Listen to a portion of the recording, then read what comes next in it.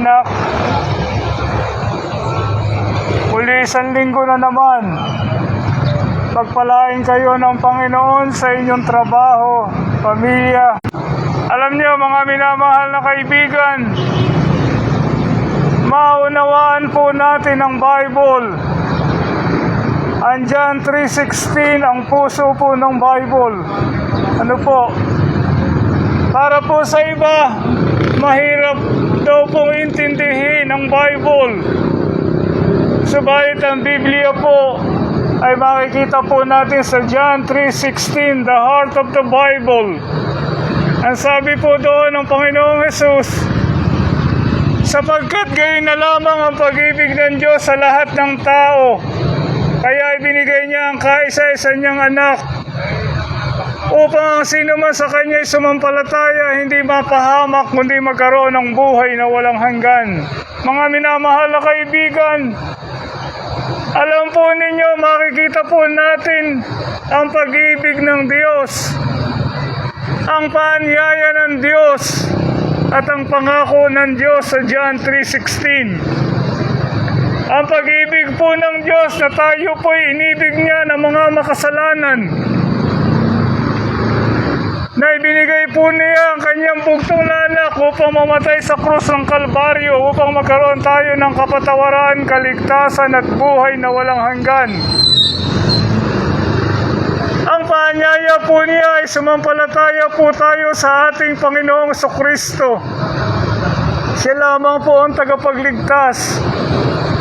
At ang pangako po ng Diyos ay buhay na walang hanggan. Iyon po ang buong Biblia, mga minamahal na mga anak, ang John 3:16. Nandito po ang ating Panginoong Jesucristo ngayon, kasama po natin. Mahal na mahal po tayo ng ating Panginoong Jesus. Ibinigay po niya ang kanyang buhay sa krus ng Kalbaryo upang magkaroon tayo ng kapatawaran, kaligtasan at buhay na walang hanggan. Alam niyo mga anak, tanong ko sa inyo, saan kayo pupunta pagkatapos ng kamatayan? There is life after death. Mahalaga, naghahanda rin tayo. Pagsisihan natin lahat ng ating mga kasalanan, lahat tayo makasalanan sa harapan ng Diyos. Ang kabayaran ng kasalanan ay kamatayan doon sa impyerno na walang hanggan.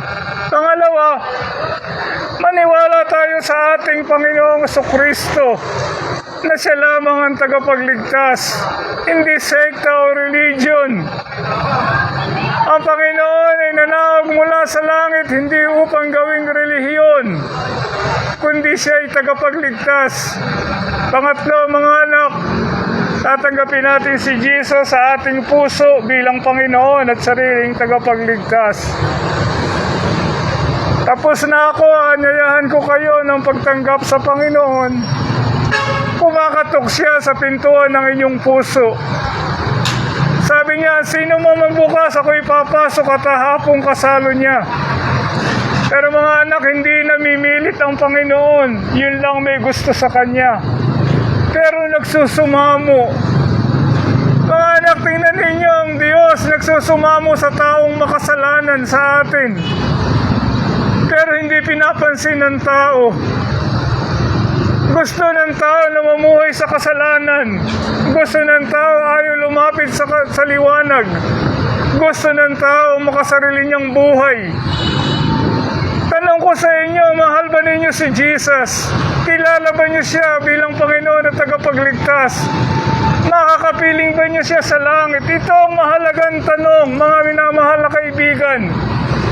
Hindi habang panahon mabubuhay tayo, darating ang kamatayan. Saan kayo pupunta? Makakapiling ba ninyo si Jesus na nagmahal sa atin at nag-alay ng kanyang buhay sa krus ng Kalbaryo upang magkaroon tayo ng kapatawaran, kaligtasan at buhay na walang hanggan? Pag namatay kayo, saan kayo pupunta? Ito po ang mahalagang tanong sa lahat ng tao sa buong mundo. Sapagkat ang ating Panginoong Jesucristo ay nag-alay ng kanyang buhay sa krus upang hindi tayo pumunta sa impyerno. pagbabago ng buhay, paglilingkod sa Kanya at buhay na walang hanggan. Mga minamahal na kaibigan, mananalangin ako ng panalangin ng pagtanggap. Sumunod kayo, alang-alang sa Panginoon, alang-alang sa inyo at sa inyong pamilya. Pag nakilala ninyo ang Panginoon, ibabahagi ninyo sa inyong pamilya upang sama-sama tayo sa langit. Hindi po tayo pupunta sa impyerno. Bayad na po lahat ang ating kasalanan. Wala na po tayong utang. Huwag po ninyong tanggihan ang Panginoon na nagmamakaawa at nagmamahal po sa inyo upang magkaroon tayo ng kapatawaran, kaligtasan at buhay na walang hanggan. Mananalangin po ako kahit po kayo nagse-cellphone, merong ginagawa, mahalaga po ang puso ninyo sa Panginoon. Nandito po ang ating Panginoong Hesukristo ngayon. Nag-aalok po ng kapatawaran, kaligtasan at buhay na walang hanggan. Please, receive the Lord in your heart as your personal Lord and Savior. Mananalangin po ako. Panginoong Jesus, salamat po na matay ka sa krus. Binayaran mo lahat ng aking mga kasalanan. Salamat po sa iyong pagpapakasakit, pag-ibig po sa akin. Sa sandali pong ito, pinagsisisihan ko lahat ng aking mga nagawang kasalanan. Patawarin mo po ako. At ako po'y naniniwala sa iyo, sumasampalataya. At inaanyayahan kita sa aking puso, tinatanggap bilang aking Panginoon at sariling tagapagligtas. Amen. Mahabaging Diyos na lumalang ng langit at lupa, Ikaw po na nagbigay sa amin ng buhay, Ikaw din ang kukuha sa aming buhay. Alam mo po ang aming date of birth, alam mo po ang aming date of death.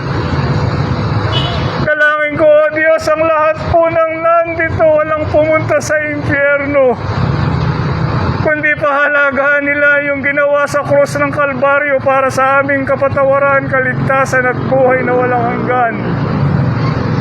Kaawaan mo po, O Diyos, ang mga taga-Plaridel, mga taga-Pulilan. Magkaroon po na, O Diyos, ng spiritual revival dito po sa aming bansa, na mga Pilipino po 85% religious but lost. Mga kaawa-awa po kaming mga Pilipino, mga relihiyoso, subalit walang katiyakan ng kaligtasan at sa impyerno pupunta. Maunawaan po nawa ng mga bata po na ito, mga lahat po na nakikinig, ang kapangyarihan ng Ebanghelyo ng aming Panginoong Jesucristo na nagliligtas, nagbibigay ng kapatawaran ng bagong buhay at ng buhay na walang hanggan. Pawiin mo po ang pambubulag ni Satanas sa isipan ng mga tao na sumilang po sa taong pananampalataya ang Ebanghelyo ng aming Panginoong Jesucristo at nagkaroon po sila ng katiyakan ng kaligtasan. Kilala mo pong lahat ang nandito, Diyos. Mahal mo po kaming lahat. Salamat po sapagkat narinig po nila ang mabuting balita ng kaligtasan. Yung mga tumanggap, pagpapalain mo, yung mga hindi pa.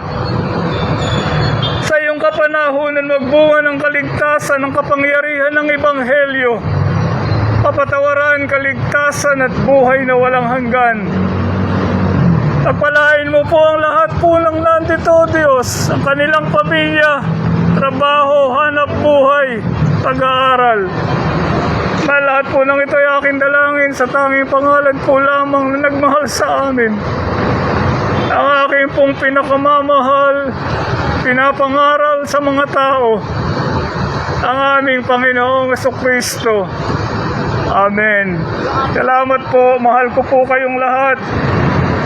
Ano po, pagpalain po kayong lahat ng Panginoon.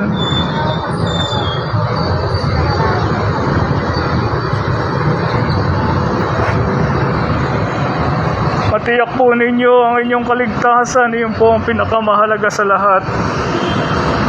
Yung ating pong pangalawang buhay. Wala pong nagsishare sa inyo dito. Ay nyo lamang abang lingkod. Bakit po? Sapagkat mahal ko po kayong lahat, mga minamahal ng mga anak. Hindi po nyo ko kilala. Hindi tayo magkakilala. Pero mahal po tayo ng Panginoon. Ano po? Sige po, pagpalain kayo ng Panginoon. Ingat po kayo. God bless you all.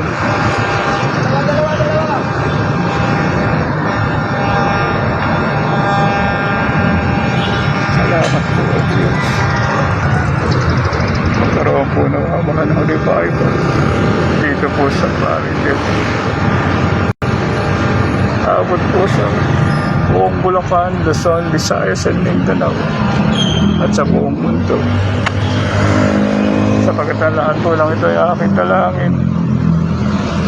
Sa tanging pangalan po na nagmahal sa amin, nag-alay ng kanyang buhay sa krus. Ang amin kung pinakamamahal na pinakahayag sa buong mundo. Ang aming pong Panginoong Jesucristo. Amen.